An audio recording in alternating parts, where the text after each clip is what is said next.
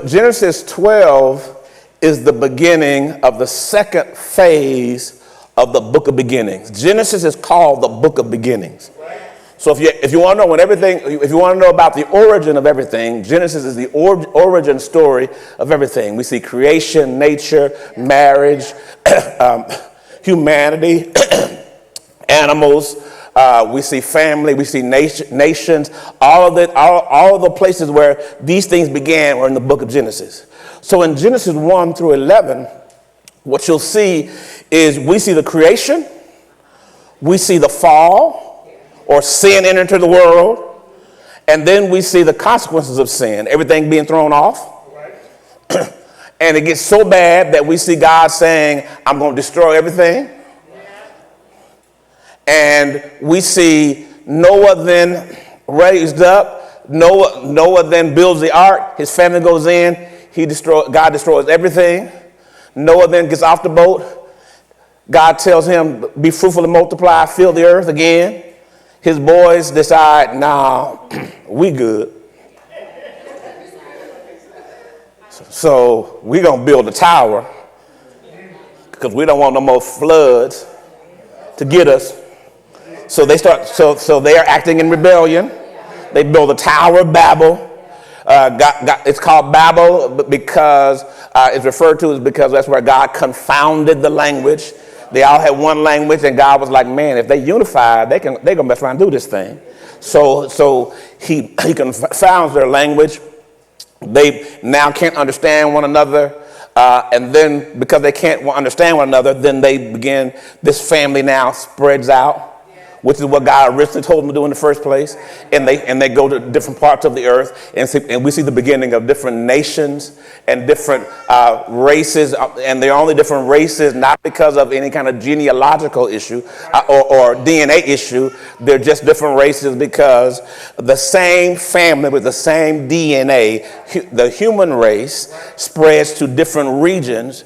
And due to the climate and other things, and also the inbreeding, then you start seeing different characteristics emerge from different regions of the earth. Same family, same humanity. There's not another humanity side, anything else. Am making sense? And so now we see the earth being a mess. Everybody's spread out.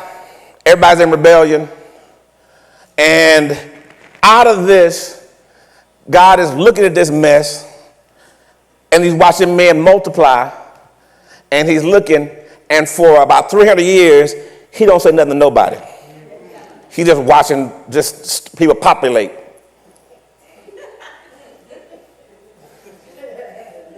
And so for the first 11 chapters, that's all you're going to see. The first 11 chapters covers about somewhere between around 1,000 years. But in chapter 12, all of a sudden, we see God now speaks. And he speaks to this guy called Abram. And notice that in Genesis 12, he's speaking to Abram. It's not Abraham. Because God doesn't have a covenant with him yet. And he doesn't become Abraham until I think Genesis 15, where God cuts a covenant with him. He is Abram. God changes his name in Genesis 15 because they cut a covenant. But right now he is just that dude, Abram. And so God busts into humanity now and says, okay, now I'm ready to talk. And he says, I want to talk to you, Abram, about the idea of thriving. The world's a mess. Everything, more and more sin. Pigmentation is changing. All kinds of things are happening. Now, let me speak to you about how to live as a kingdom person. Because nobody's done this yet. Making sense? Makes sense. And so he comes to Abram and he tells Abram, he says, man, I got something I want to do with you. I want to talk to you about thriving. Abram's living. Abram's doing good. Abram ain't broke. He is not poor. He literally lives with his father, Terah. And Terah is doing well. He has family, he has land, he has cattle, he has acquisitions, he has a bunch of stuff. So Abram, Chancellor, is not broke. He's not hurting. He's good, but he's not thriving. Sometimes you can live around God and be good, but not thrive. Am I making sense? And so literally, he speaks now. He busts into humanity and says, okay, all right, Abram, let's get ready to do some things. So he tells him, his first commandment is, I need you, if we're going to talk about thriving, you've got to get out.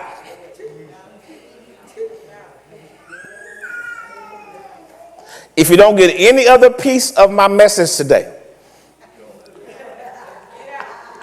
I want you to get this middle slide. Because this middle slide is the key to beginning the idea and concept of thriving in your life. You've got to be willing to get out. You got to be willing to go somewhere. Am I making sense?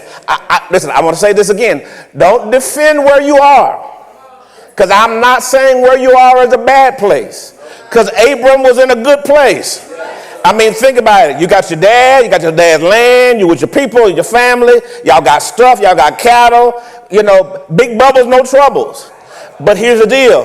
Where you are that you think is good, God has another place for you where you can thrive. But you've got to be willing to get out. Because some of us won't go to great because we like good. And you will say, as long as my life is good, I see no reason for anything else. I can pay my bills.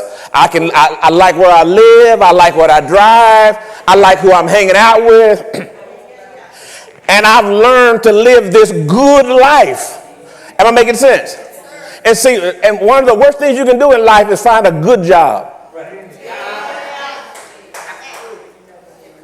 Why? Because a good job only pays you enough to keep you out of poverty as far as you want to be. There's a part of life that you don't even know could exist. Because this job negotiated with you enough to say, how broke do you want to be? And I'll exchange your hours for this amount of money and allow you to live just outside of whatever you think is bad. And so that means you can make $100,000 a year.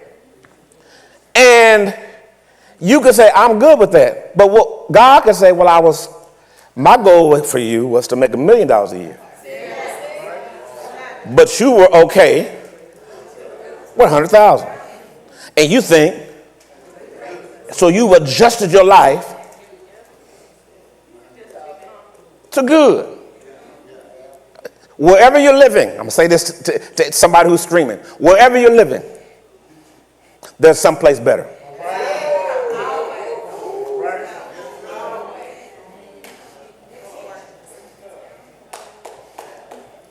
If you got a Serta mattress, and it's the best mattress in the world,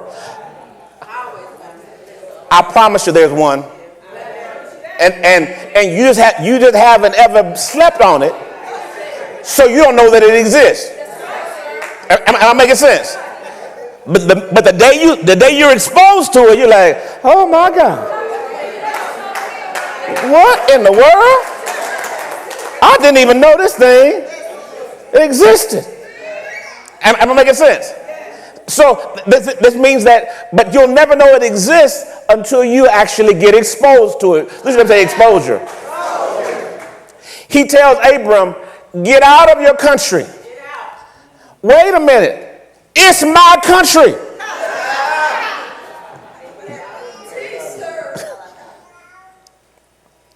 I could live here forever. And once my dad passes, I'm just going to inherit all of this. And so what's bad about me inheriting all of this? See, your problem is this. You need bad to go.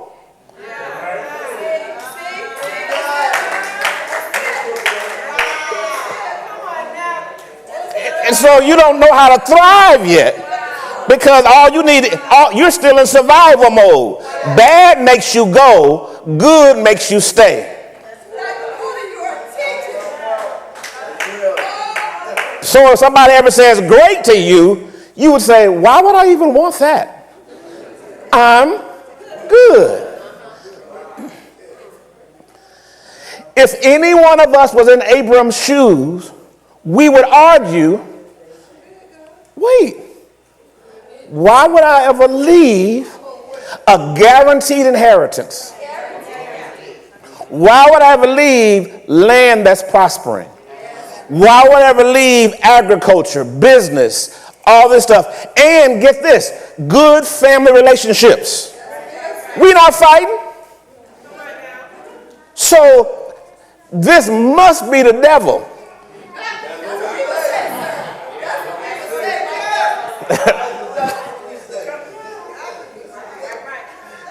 But God's directive to him, and we don't know anything about Terah's family except that Terah was a pagan. But we don't know about his family relationship, nothing. But he got a country. He got a family. They all living together. Everybody learn how to get along. And God tells Abram, get away from the country and from your family. And from your father's house. Don't move next door. Don't move down the street. Don't move in the same city. What you don't realize, saints, is this. Even when you look at demographics, most people demographically only move between about a 50-mile to 100-mile radius of where they're born from. Not all, but most. You know why? Because you don't know, you're like a home in prison. You just hang out.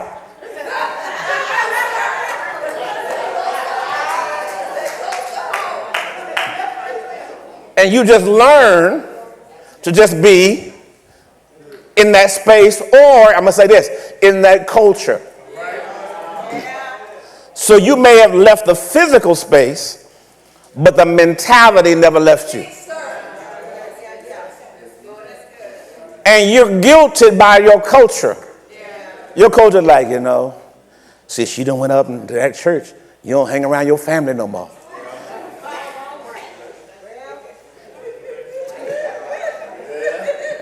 And you're like, I know.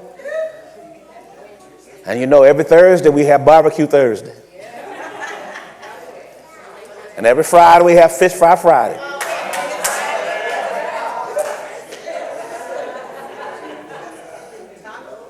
Taco Tuesday.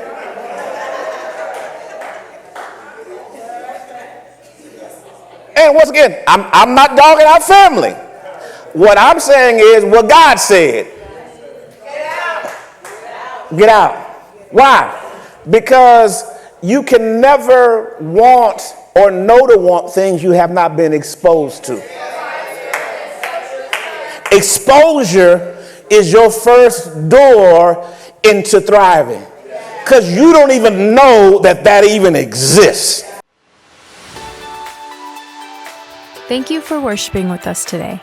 If you liked this message, you can find the rest at cmllcstore.com.